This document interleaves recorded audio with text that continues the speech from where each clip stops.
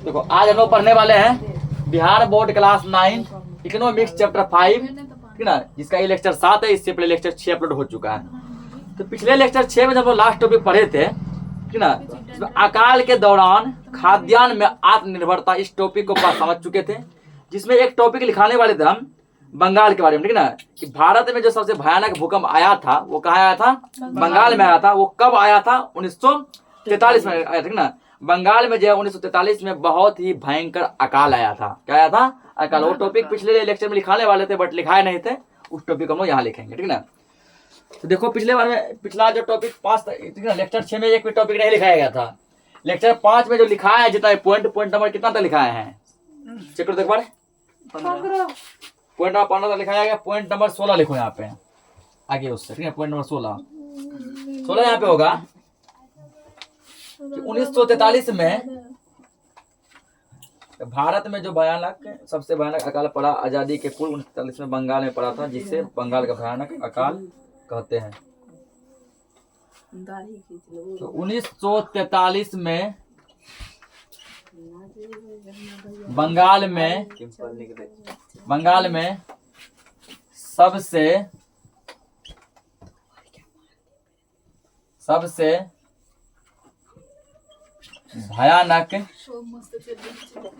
भयानक अकाल पड़ा था, ठीक ना। आजादी से 4 साल पहले 1943 में भारत के बंगाल में जो अकाल आया था वो अभी तक का सबसे भयंकर अकाल है। इसके जैसा अकाल ना तो उससे पहले कभी आया था ना ही उसके बाद आज तक ऐसा अकाल कभी भी आया है, ठीक ना। बहुत भयंकर अकाल था जिसको कि हम लोग बंगाल का भयानक अकाल भी कहते हैं।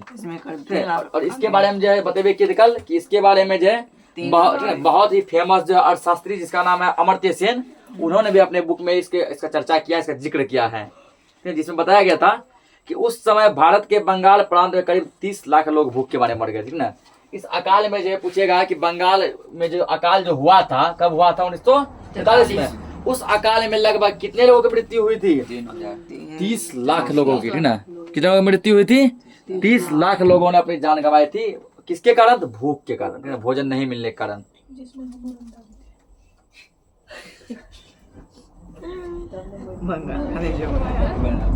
तो कुछ चर्चा करें हम ना। क्या आपको मालूम है कि बंगाल के अकाल से सबसे अधिक कौन प्रभावित हुआ था? बंगाल में जो अकाल जो आया था, हल्लाने करेंगे, सबसे ज्यादा प्रभावित क्या हुआ था? तो चावल की कीमतों में भारी वृद्धि से खेतीहर मजदूर, मछुआरे, परिवहन कर्मी और अन्य अनियमित श्रमिक सबसे अधिक प्रभावित हुए थे। सबसे ज्यादा प्रभावित कौन हुआ था? ना तो श्रमिक। क्यों? क्योंकि चावल का कीमत बहुत ज्यादा बढ़ गया, ठीक ना। चावल की कीमत क्या बहुत ज्यादा बढ़ गया था, जो कि नॉर्मल श्रमिक आदमी के लिए जब बस से क्या था बाहर था, वो खरीद नहीं पा रहे थे, औकात से बाहर था, उसका हैसियत से बाहर था। इसमें खेती हर मजदूर यानी खेत में काम करने वाला मजदूर, मछुआरा, परिवहन कर्मी मतलब कि ऑटो चलाने वाला ड्राइवर, ठीक ना, और अन्य कुछ श्रमिक जो कि दोस्तों खेतों में जो काम करते हैं, जुताई का कटाई काम करते हैं, ये सब लोग सबसे अधिक प्रभावित हुए थे। इस अकाल में मरने वाला अधिकांश इसी वर्ग के गरीब लोग थे, ठीक ना। अमीर लोग तो हमेशा क्या होते हैं, उसके पास तो पेमेंट होता है, वो बच जाते हैं, ठीक ना। कितना महंगा होता है उसका सामना वो कर लेते हैं। लेकिन इसमें जो मरने वाले थे वो यही सब मछुआरा, किसान, ठीक ना, उसके बाद ड्राइवर, गाड़ी का मजदूर, ये सब लोग थे। अब देखो यहाँ कुछ दिया गया बंगाल में चावल के उपज के बारे में, ठीक ना। क्या कहते, आइए चर्चा करें। चलिए कुछ चर्चा करते हैं। कुछ लोगों का कहना है कि बंगाल का अकाल चावल की कमी कारण हुआ था, ठीक ना। कुछ लोग का ऐसा मानना है कि बंगाल का अकाल जो हुआ था वो चावल की कमी करने हुआ था। किसके कारण? बंगाल में क्या हो गई? चावल की कमी हो गई थी, और जो भी चावल थोड़ा बहुत मात्रा में बचा हुआ था वो बहुत रेट उसका क्या हो गया? बढ़ गया, उसका कीमत बढ़ गया, जो कि नॉर्मल जो है ना मजदूर लोगों के बस से बाहर था, किसान लोगों के बस से क्या था बाहर था, उसके हैसियत से बाहर था, जो नहीं खरीद पा रहा था। ऐसा कुछ आदमी का कहना है।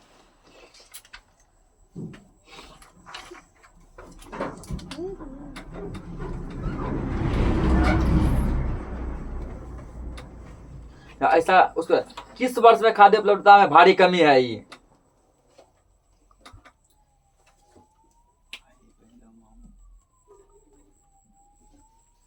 तो आगे समझते हैं इसमें।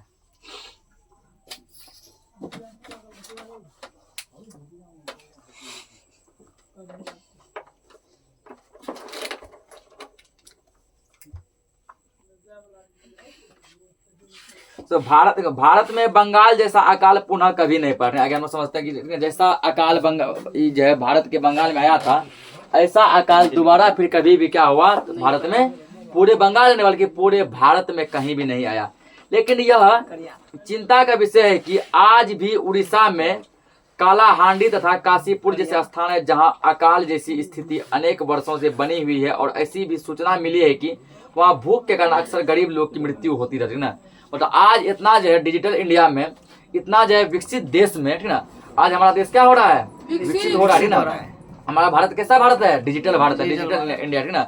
आज देखो डिजिटल इंडिया में, आत्मनिर्भर भारत में भी आज भी जो है एक राज्य उड़ीसा में 2 जगह है, कालाहांडी और काशीपुर, ये जगह का नाम है ना, जगह का नाम है कालाहांडी और काशीपुर। वहाँ जो है ना आज भी लोग जो क्या कर रहे हैं, भूख के मारे, अकाल के मारे जो है ना मर रहे हैं, ठीक है ना।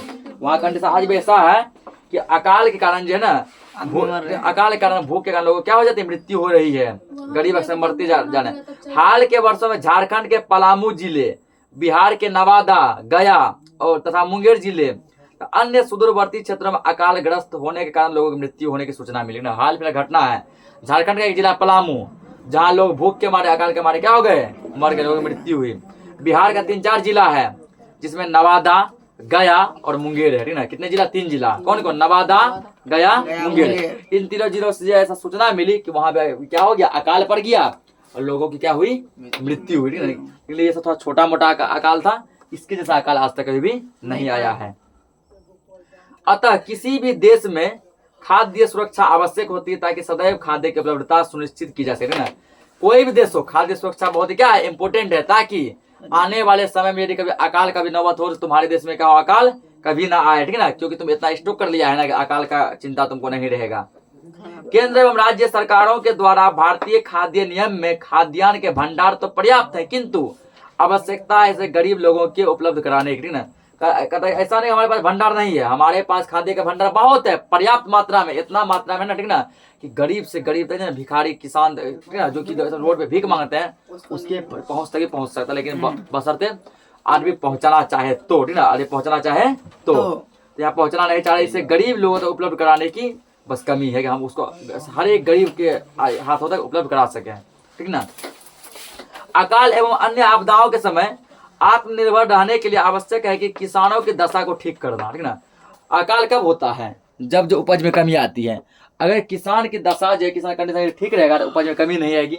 उपज में जब कमी नहीं आएगी क्या अकाल आएगा, अकाल किसके कारण आता है, भूख के कारण। कोई आदमी भूखे क्यों मरता है, क्योंकि उसको भोजन नहीं मिलता है, इसका मतलब उपज कम हो रहा है। तो किसानों की दशा को ठीक करना होगा। किसानों के लिए अधिक से अधिक आय कैसे सुनिश्चित हो, ये क्वेश्चन बनता है, किसान को अधिक से अधिक इनकम कैसे मिलेगा, आय कैसे मिलेगा, इन पर विशेष जोर देने की जरूरत है। किसानों को अधिक से अधिक आय कहाँ से हो, इनकम कहाँ से हो, पैसे का सोर्स कहाँ से हो, उसके लिए उसको क्या करना पड़ेगा, इन चीजों पर विशेष ध्यान देना होगा। साथ ही जरूरत है किसान को दिए जाने वाले समर्थन मूल्य में वृद्धि। सरकार के द्वारा जो किसान को समर्थन मिलता है उस समर्थन में क्या किया जाए, वृद्धि किया जाए, उस समर्थन में क्या किया जाए, वृद्धि किया जाए, उसकी बढ़ोतरी किया जाए। तो बढ़ोतरी करेगा तो किसान उस पैसे को अपने खेत में और लगाएगा। पहले वो मान के चलो कि 1 बीघा में करता था, पैसा सरकार के द्वारा हेल्प ज्यादा मिला, 1.5 बीघा में करेगा, 2 बीघा में खेती करेगा। पहले करता था 10 टन उपज, अब 15 टन 20 टन उपज करेगा तो अकाल की कंडीशन नहीं आएगी, ठीक ना। राष्ट्रीय खाद्य सुरक्षा मिशन को ऐसा मौलिक तंत्र बनाया जाना चाहिए जो किसान एवं गरीब जनता पर केंद्रित हो, ठीक ना। यानी यहाँ बोला गया कि राष्ट्रीय खाद्य सुरक्षा को इस प्रकार से क्या करना चाहिए, इस प्रकार से उसको बनाना चाहिए जो किसान के हित में, जनता के हित में सोचे, उस पर क्या करे, वो काम करे। अकाल एवं अन्य संभावित प्राकृतिक एवं मानवीय आपदाओं से निपटने के लिए आवश्यक है कि गरीबों एवं किसानों की आय को सुदृढ़ किया जाना चाहिए। सुदृढ़ मतलब उसके आय को, पेमेंट को निश्चित करना चाहिए, किस व्यक्ति को कितना पेमेंट मिलेगा। अल्लाह मत कीजिए, समझिए ध्यान से किया जाए। फसल बीमा को और कारगर बनाने के साथ ही कृषि, लघु उद्योग एवं अन्य व्यापार क्षेत्र से जुड़े हर पहलू में गुणात्मक वृद्धि करने के लिए दीर्घकालीन योजना को बनाया जाए ताकि गरीब किसान आत्मनिर्भर हो सके, ठीक ना। बोला गया है पे कि फसल के लिए जो बीमा मिलती है, ठीक ना, फसल के लिए जो क्या मिलता है, बीमा मिलता है, जो इंश्योरेंस होता है, उसको और कारगर बनाने के लिए, या फिर जो छोटे मोटे जो मजदूर हैं, ठीक ना, जो लघु काम करते हैं, जो छोटे मोटे जो किसान हैं या जो कोई अन्य व्यापार करते हैं, उसको भी जो ना इस प्रकार वो बीमा मिलना चाहिए, इंश्योरेंस मिलना चाहिए कि लोग क्या कर सके, उसके अपने गुणवत्ता में वृद्धि कर सके, वो दीर्घकाल लंबे समय तक उस पर आत्मनिर्भर रहे, उसको किसी थर्ड पर्सन की जरूरत ना हो।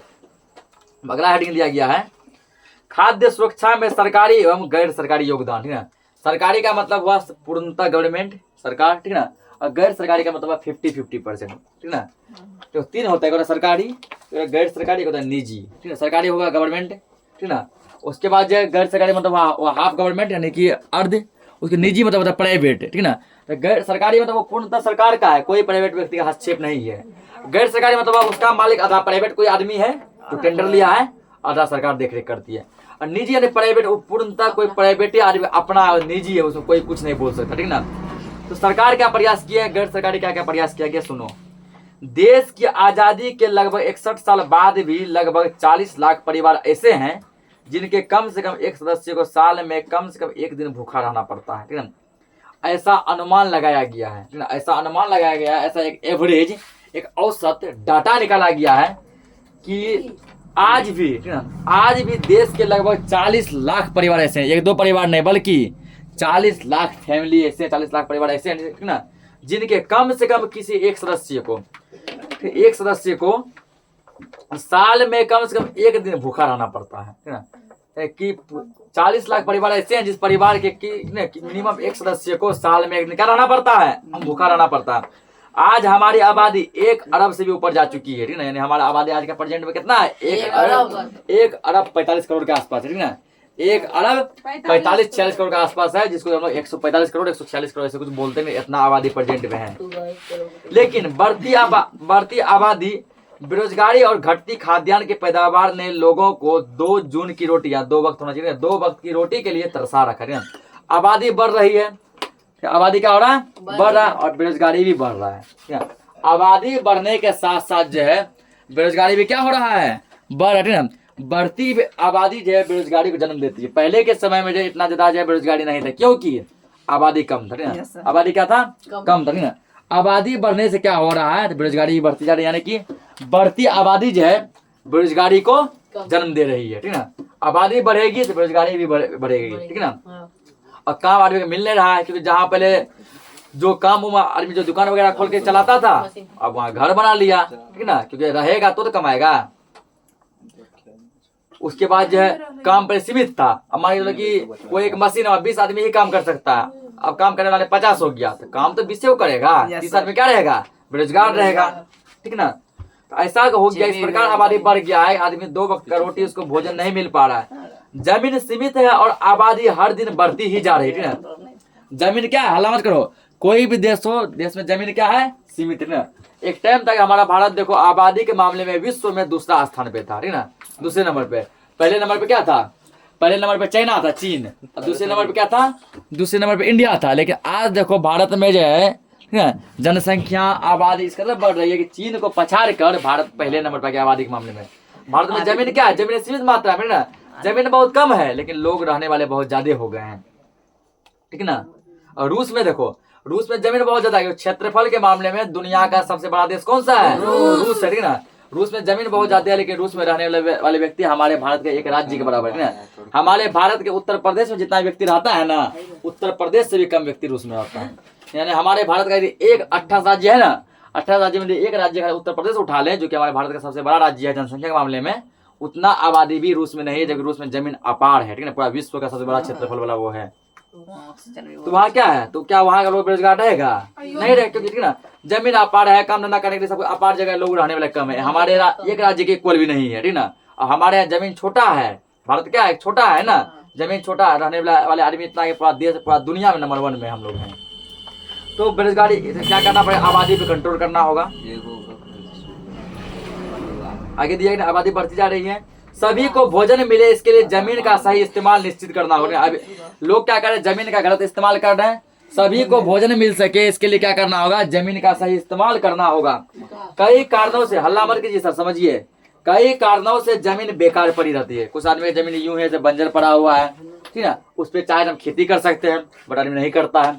कुछ आदमी क्या है ना, झूठ मूठ का जमीन पे कुछ सामान तमान रख दिया, यूं ही पड़ा है, ना तो सामान का उपयोग कर रहा है ना जमीन का उपयोग कर रहा है ना। वो सामान जब फालतू का पड़ा है उसको हटा के कबाड़ी में बेच दो, तुम जमीन का उपयोग करो। तो बहुत ऐसे कारण है, हल्ला नहीं, बहुत ऐसे कारण है कि बहुत कारणों से हमारा जमीन क्या पड़ा हुआ है, ऐसे बेकार पड़ा हुआ है, ठीक ना। तो कई कारणों से जमीन बेकार पड़ी है, साथ ही भारी भारी मात्रा में कृषि उपज की बर्बादी होती जा रही है ना। लोग सही तौर तरीके से, ठीक ना, सही तौर तरीके से क्या कर रहे हैं, खेती नहीं कर रहे हैं, गलत सजेशन से, गलत सलाह लेकर लोग खेती कर रहे हैं, जिसके कारण उसका उपज क्या हो रहा है, बर्बाद हो रहा है, भारी भारी मात्रा में उसको नुकसान हो रहा है। ऐसे में सरकारी एवं गैर सरकारी संस्थाओं की भूमिका कारगर हो सकती है, जो समय समय पर किसानों एवं नागरिकों को उचित सलाह दे सके, सलाह भी देता है, हेल्प भी देता है, ठीक ना। सरकार के सकारात्मक कदमों के कारण 70 के दशक में प्रारंभ में हरित क्रांति के आने के बाद मौसम के विपरीत होने की स्थिति में भी अकाल की स्थिति नहीं आई, ठीक ना। 70 के दशक मतलब 1970 के आसपास, 1970 के आसपास उस समय जो सरकार के द्वारा जो क्रांति चलाया गया, ठीक ना, जिसके कारण भारत में, जिसके कारण आया हरित क्रांति आया, क्या आया, हरित क्रांति। हरित क्रांति आने के बाद जब मौसम के विपरीत होने की स्थिति में भी, ठीक ना, अगर मान के समय हमारा खराब चल रहा है, समय खराब चल रहा है, मौसम खराब होने के बावजूद भी जो है अकाल की स्थिति नहीं आई। देश भर में उपजाई जाने वाली विविध फसलों के कारण भारत पिछले 30 वर्षों के दौरान खाद्यान्न के मामले में आत्मनिर्भर बन गया, ठीक ना। अभी भारत जो क्या बन गया, खाद्यान्न के मामले में आत्मनिर्भर बन गया। अब भारत को किसी अन्य देश से, किसी दूसरे देश से जो ना खाद्यान्न के लिए खाने वाले वस्तु जो नहीं खरीदना पड़ता है, ठीक ना। यानी से भारत के किसान इतना डेवलप हो गए हैं, हमारा देश इतना डेवलप हो गया है कि किसान, ठीक ना, भारत देश को किसी दूसरे देश पे निर्भर हल्ला नहीं कीजिए, नहीं रहना पड़ता है, बल्कि जो भी हमारी जरूरत की वस्तुएं हैं उसको वो क्या करते हैं, अपने देश में ही उपजा लेते हैं, ठीक ना।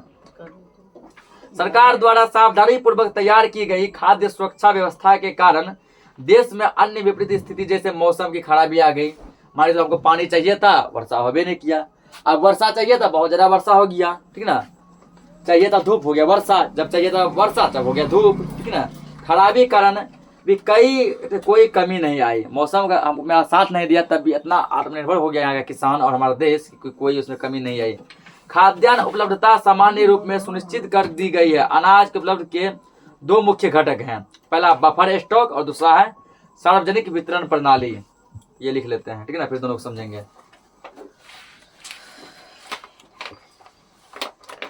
अगला पॉइंट लिखेंगे 17 नंबर। हल्ला नहीं कीजिए, समझिए ध्यान से। देखना यहाँ पे अनाज की उपलब्धता के, अनाज की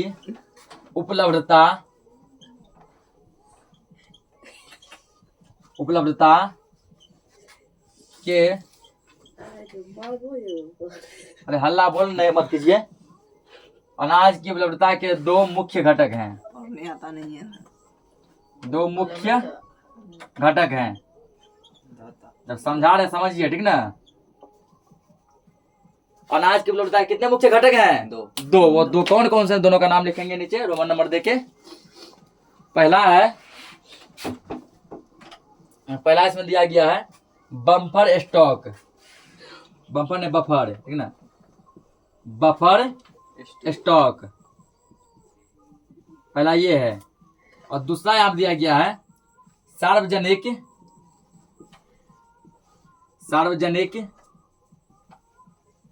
वितरण प्रणाली। सार्वजनिक वितरण प्रणाली, ये 2 है, ठीक ना। अब दोनों चीज क्या क्या है, दोनों को हम समझते हैं। बफर स्टॉक क्या है और सार्वजनिक वितरण प्रणाली क्या है, दोनों को हम लोग क्या करेंगे, अब समझेंगे। नोट हो गया, ये समझो। पहला क्या, बफर स्टॉक, ठीक है। भारतीय खाद्य निगम, जिसको कि FCI कहते हैं, क्या कहते हैं, FCI के माध्यम से सरकार द्वारा अधिप्राप्त अनाज, गेहूं और चावल को सरकारी भंडार में सुरक्षित रखा जाना है। इसके तहत ये बोला गया कि FCI के माध्यम से सरकार के द्वारा जो अधिप्राप्त जो अनाज है, अनाज के रूप में जो खास कर जो अनाज है वो है गेहूं और चावल, उसको सरकारी भंडार में क्या करना होगा, सुरक्षित रूप से रखना होगा।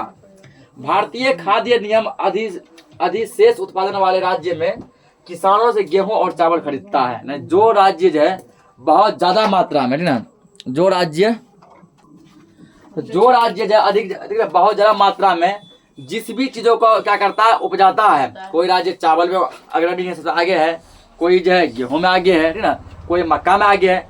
जो राज्य जो है जिस भी फसल के उत्पादन में आगे है, सरकार क्या करता है, उस राज्य से वो फसल को खरीदता है ना, और उसको अपने अंदर क्या करता है, भंडार करके जमा करके रखता है।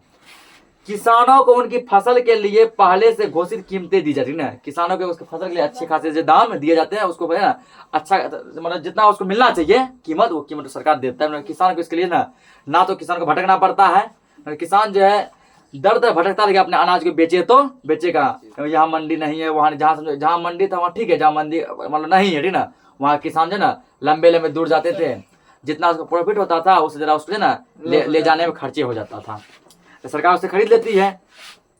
इस मूल्य को न्यूनतम समर्थित कीमत कहा जाता है ना, इसको कहा जाता है न्यूनतम समर्थित कीमत। फसलों के उत्पादन को प्रोत्साहन देने के उद्देश्य से बुआई के मौसम से पहले सरकार न्यूनतम समर्थित कीमत की घोषणा करती है ना। जब समझो कि फसल की बुआई होती है तो बुआई के समय ही है, बुआई के समय ही या फिर बुआई से पहले ही सरकार क्या करता है, सरकार ना उस फसल का कीमत घोषित कर देता है, हम तुमको इतना रुपए देंगे इसके बदले, ठीक ना। वो क्या करता है कीमत को घोषित कर देता है, हम तुमको इसके बदले कितना रुपए देंगे, इतना रुपए देंगे। खरीदे हुए अनाज सरकारी खाद्य भंडार जैसे भारतीय खाद्य निगम में रखा जाता है। भारतीय खाद्य निगम में क्या होता है, रखा जाता है। ये था पहला पॉइंट। अब दूसरा समझेंगे, सार्वजनिक वितरण प्रणाली। सार्वजनिक वितरण प्रणाली, सार्वजनिक वितरण प्रणाली जिसको कि इंग्लिश में हम लोग पब्लिक डिस्ट्रीब्यूशन सिस्टम कहते हैं। भारतीय खाद्य निगम द्वारा अधिप्राप्त अनाज को सरकार विनियमित राशन दुकानों के माध्यम से समाज के गरीब वर्गों में वितरित करती है। राशन के दुकान के माध्यम से सरकार क्या करता है, गांव घर के गरीबों के, ठीक है, गांव घर के गरीब में क्या करता है, वितरित करता है, उसको बांटता है, क्या करता है, बांटता है। वही भारतीय खाद्य निगम द्वारा, हल्ला नहीं, अधिप्राप्त अनाज को सरकार विनियमित राशन दुकानों के माध्यम से समाज के गरीबों में क्या करता है, बांटता है, वितरित करता है। इसे सार्वजनिक वितरण प्रणाली कहते हैं। इसी को क्या कहते हैं, सार्वजनिक वितरण प्रणाली। उत्पादित खाद्य जिसको हम देखता होगा कि बोल चल भाषा में कोटा भी कहते हैं ना। कोटा में देखो कितना मिनिमम फी में जो है सरकार क्या करता है, अनाज देता है ना।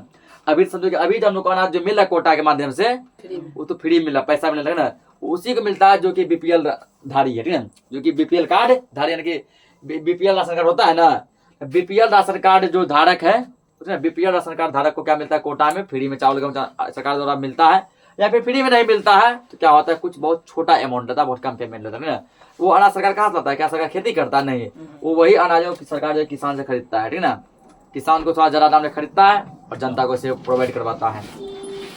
उत्पादित खाद्यान्न को भंडार गृह में संचित रखने की योजना बनाते कृषक। आगे समझो, इसको हम लोग क्या कहते हैं, सार्वजनिक वितरण प्रणाली कहते हैं, जिसको कि हम लोग शॉर्टकट में पीडीएस कहते हैं। पीडीएस का मतलब हुआ पी से पब्लिक, डी से डिस्ट्रीब्यूशन, एस से सिस्टम, पब्लिक डिस्ट्रीब्यूशन सिस्टम। जहां से वे खाद्यान्न वितरित होती है उसे हम राशन की दुकान भी कहते हैं ना। हम लोग क्या कहते हैं, राशन की दुकान, राशन की दुकान से ये ले आओ, राशन की दुकान से वो ले आओ। अब अधिकांश क्षेत्रों जो गाँवों, कस्बों, शहरों में राशन की दुकान है ना, अधिक क्षेत्र जैसे गाँव घर में है ना, गाँव टोला मोहल्ला में है ना, राशन का दुकान अधिकतर देखने को मिलता है ना। देश भर में अभी लगभग 4.6 लाख राशन की दुकान है ना। ये जब बुक छपा हुआ तब डाटा है, वर्तमान में उससे अधिक होगा, ठीक ना। 4.6 लाख, 4,60,000 जो है उससे प्लस राशन की दुकानें हैं। राशन की दुकानों में उन्हें उचित दर वाली दुकानें कहा जाता है। क्या कहा जाता है, उचित दर वाली दुकान, जो कि ना, जो कि नियमित मिनिमम रेट में दे देता है सामान। चीनी, खाद्यान्न और खाना पकाने के लिए मिट्टी के तेल का भंडार होता है, ठीक ना। मिट्टी के तेल का भी, जो केरोसिन तेल भी कहते हैं, उसका भंडार भी करते हैं, और चीनी का भी करता है भंडार। ये सब बाजार कीमत से कम कीमत पर लोगों को बेचा जाता है ना। ये सब सामान जिसका ये भंडार सरकार करती है, जिसको सरकार खरीदते हैं, वो क्या कर, पहले एक टाइम है ना, पहले एक टाइम में कोटा में है ना, चावल गेहूं के अलावा चीनी भी मिलता था, और जो है केरोसिन तेल भी मिलता था, है ना।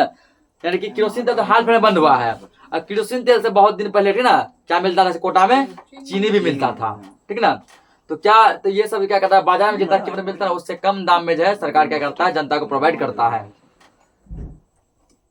राशन कार्ड रखने वाला कोई भी परिवार प्रति माह उसकी एक अनुबंधित मात्रा जैसे 35 किलोग्राम अनाज, 5 लीटर मिट्टी का तेल, 5 किलोग्राम चीनी आदि निकटवर्ती राशन की दुकान से खरीद सकते हैं ना।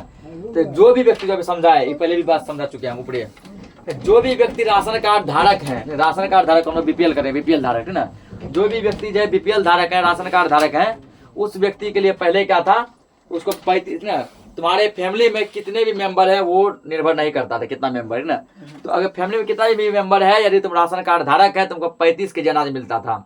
35 केजी अनाज में ठीक ना, आधा चावल आधा गेहूं, और 17.5 केजी चावल ले लो और 17.5 केजी क्या ले लो, गेहूं ले लो ना। उसके बाद 5 लीटर जो है केरोसिन तेल दिया जाता था, उसको भी 5 लीटर जो है केरोसिन तेल दिया जाता था। उसके अलावा जो है 5 किलोग्राम क्या मिलता था, 5 केजी चीनी मिलता था, पहले मिलता था। उसके बाद क्या हुआ ना, हल्ला मत करो, उसके बाद इसमें क्या कर दिया गया, संशोधित कर दिया गया। संशोधित मतलब बदलाव कर दिया गया। अब बदलाव ये क्या गया यदि कोई व्यक्ति, हल्ला नहीं, यदि कोई व्यक्ति राशन कार्ड धारक है, यदि कोई व्यक्ति बीपीएल कार्ड धारक है ना, तो उस व्यक्ति में जितने परिवार में सदस्य है ना, उस व्यक्ति के क्या परिवार में जितने सदस्य हैं, एक सदस्य को 5 केजी के हिसाब से राशन मिलता है। और मिट्टी का तेल, चीनी, ये सब क्या कर दिया गया, बंद कर दिया गया, ठीक ना। यानी कि तुम्हारे परिवार में जितने भी व्यक्ति, अगर 10 व्यक्ति हैं, ठीक ना, तो तुमको प्रति व्यक्ति 5-5 केजी के हिसाब से अनाज मिलेगा। 50 केजी मिलेगा, आधा चावल ले लो और गेहूं ले लो, ठीक ना। अगर किसी की फैमिली मान के 6 व्यक्ति है, ठीक ना, तो सोचो कि 24, तो 24 केजी अनाज मिलेगा, 12-12 केजी ले लो, ऐसे होता है, ठीक है ना। ये होता है, ये नया नियम है। अब पहले क्या था, पहले 35 केजी अनाज दोनों मिला के ले लो, 5 लीटर तेल और 5 केजी चीनी, ये मिलता था। राशन कार्ड के प्रकार समझो, अब राशन कार्ड कितने प्रकार के होते हैं, ठीक ना, ये लिखाएंगे यहाँ पे, पहले समझ लो। राशन कार्ड के पहला प्रकार है निर्धनों में भी निर्धन लोगों के लिए अंत्योदय कार्ड, जो गरीबों में भी महागरीब है, दलित है, समाज से पिछड़ा वर्ग है, अति पिछड़ा वर्ग है, ठीक ना, ऐसे व्यक्तियों के लिए बनता अंत्योदय कार्ड। क्या बनता है, अंत्योदय कार्ड। अगर निर्धनता रेखा से नीचे के लोगों के लिए, ठीक है, जो गरीबी रेखा से नीचे है, उसके लिए बनता है बीपीएल कार्ड, ठीक है, जिसको उसको कहते हैं गरीब रेखा वाला कार्ड। क्या बोलते हैं, गरीब रेखा वाला कार्ड। बीपीएल कार्ड का मतलब होता है below poverty line. Below poverty line, below मतलब नीचे, पॉवर्टी मतलब हुआ गरीबी, लाइन मतलब हुआ रेखा, गरीबी रेखा से नीचे। बीपीएल का फुल फॉर्म क्या होता है, बिलो पॉवर्टी लाइन, ठीक है, गरीबी रेखा से नीचे जीवन जीने वाले लोगों को, ठीक ना, बीपीएल कार्ड धारक कहते हैं उसको, ठीक ना, यानी कि गरीब रेखा वाला कार्ड, जिसको बीपीएल कार्ड कहते हैं। उसके बाद अन्य लोगों के लिए नहीं, जो गरीबी रेखा से ऊपर जीवन जी रहा है ना। अगर समझो कि ऐसा एक प्रणाली बना दिया गया, यदि कोई व्यक्ति 400 टका रोज नहीं कमाता है, ठीक ना, 400 टका रोज क्या करता है, नहीं कमाता है, तो वो गरीबी रेखा से नीचे हुआ, उसके लिए क्या है, बीपीएल कार्ड है। अगर कोई व्यक्ति 400 नीचे नहीं, बल्कि बहुत कम 100-150 टका रोज कमा रहा है, ठीक ना, जब गरीबी रेखा है 400 टका, अगर कोई व्यक्ति का मतलब 100-150 ऐसे कमा रहा है, फिर बिल्कुल बेरोजगार है ना, कोई काम धंधा नहीं है, कंडीशन बहुत दयनीय है, वो गरीबों में भी महागरीब है, उसके लिए है अंत्योदय कार्ड। आप मान के चलो जैसे गरीबी रेखा के साथ ना, वो अंत्योदय कार्ड। अब किसी के लिए जैसे मान के चलो कि 400 टका मिनिमम फी किया गया, गरीबी रेखा के साथ 400 टका, अब कोई व्यक्ति उसके आसपास कमा पा रहा है, 300 कमा ले रहा है, 350 कमा ले रहा है, वो गरीबी रेखा से नीचे बिलो पॉवर्टी लाइन, उसको बनेगा बीपीएल कार्ड। क्या बनेगा, बीपीएल कार्ड। अन्य लोगों के लिए जो कि गरीबी रेखा से ऊपर निवास करता है वो गरीब ही, ठीक ना, अमीर नहीं है, लेकिन गरीबी रेखा से ऊपर है, 400 गरीबी रेखा के तहत है, 600 कमा रहा है, 700 कमा रहा है, 500 कमा रहा है, वो गरीबी रेखा से थोड़ा क्या है, ऊपर है, ऐसे लोगों के लिए बनता है एपीएल कार्ड, ठीक ना। क्या बनता है, APL card. APL एवब poverty line से, ऐसे कुछ होता है, कंफर्म हम नहीं है, ठीक ना, हो जाता है एवब पॉवर्टी लाइन होता होगा, जैसे बिलो पॉवर्टी लाइन, उसका होता है एवब पॉवर्टी लाइन, गरीबी रेखा से ऊपर, ये हम लोग लिखेंगे, ठीक ना। तो अब पता चल गया कि बीपीएल धारक कौन होता है, एपीएल धारक कौन होता है, ठीक ना। उसके बाद जो अंत्योदय कार्ड धारक कौन होता है, बीपीएल कार्ड जो होता है, ठीक ना, अब तो सब कार्ड को बदल दिया गया। पहले जो बीपीएल कार्ड होता था लाल रंग का, ठीक ना, जिसके ऊपर लिखा था लाल राशन कार्ड, क्या लिखा होता था, लाल राशन कार्ड, उसको बीपीएल कार्ड कहते थे। एपीएल कार्ड होता था पीला रंग का, उसके ऊपर लिखा रहता था पीला राशन कार्ड, पीला राशन कार्ड जो कि एपीएल कार्ड होता है, ठीक ना। अब लाल राशन कार्ड, पीला राशन कार्ड सब बीपीएल एपीएल खत्म कर दिया गया। अब जो सीधा बना दिया गया काला कार्ड बना दिया गया ना, जिसका नाम दिया गया राशन कार्ड। उसके बाद जो है योजना भी बदल दिया गया, पहले जो सिस्टम था उसको हटा के अब वो कर दिया गया प्रति व्यक्ति 5 केजी अनाज, ओनली अनाज, ठीक है ना।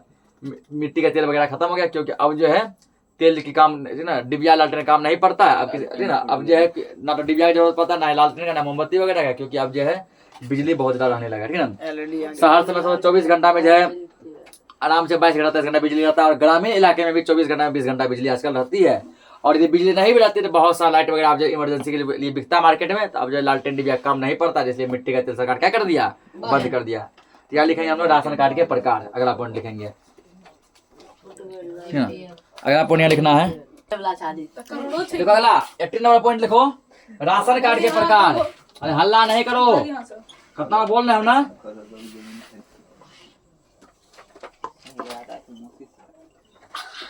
राशन कार्ड के प्रकार, ठीक ना। कितना टाइप होता है इसका, याद रखना। राशन कार्ड 3 टाइप के होते हैं। कितने टाइप के होते हैं? 3 टाइप के होते हैं। कौन कौन? तो तीनों का हम लोग क्या करेंगे, रोमन नंबर देके नाम लिखेंगे। राशन कार्ड के प्रकार, ठीक ना।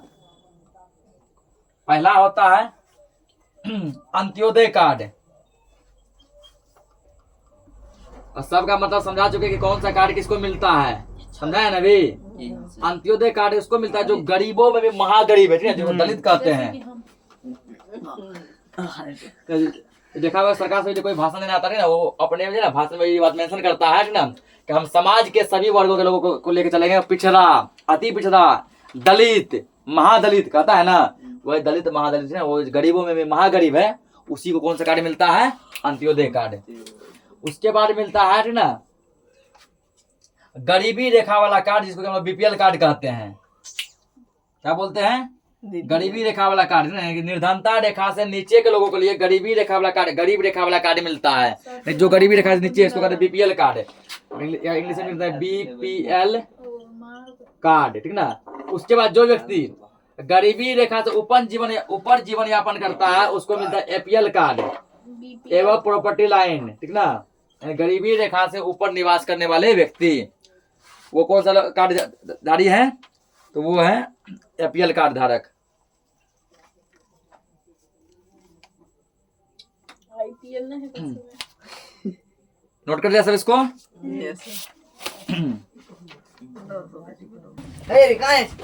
कलम गिरा